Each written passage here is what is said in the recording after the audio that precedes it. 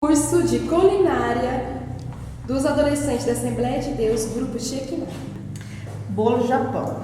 2 xícaras de trigo, 1 xícara de açúcar, meia xícara de Nescau, 1 xícara de água morna, 4 colheres de sopa margarina cheia, 2 colheres de pó royal e 3 ovos.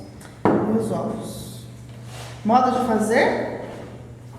Misturar tudo, colocar tudo dentro do liquidificador, menos o fermento, tá, gente? Aqui, ó. Depois tudo batido, aí vocês colocam o pó royal aqui dentro, certo? Dá só uma batidinha, coloca no forno, bate passar. É isso. Ok. E como? Cortou? Cortei. Que vergonha. O cara veio.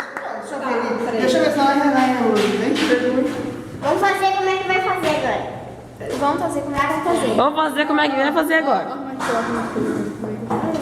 Tô filmando que a gente. Ai, fica saindo! Calma, torto. Menina feia.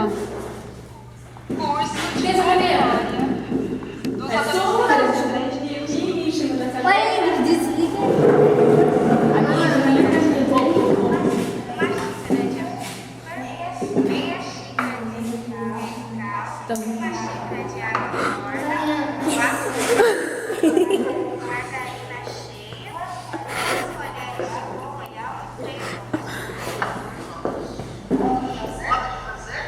Ai, que vergonha.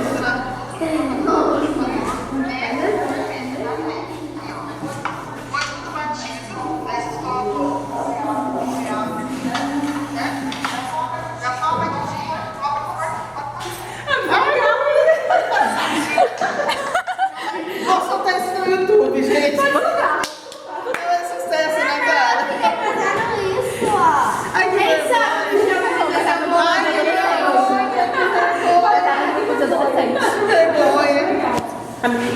Vamos lá, Ana Clara? Modo de fazer.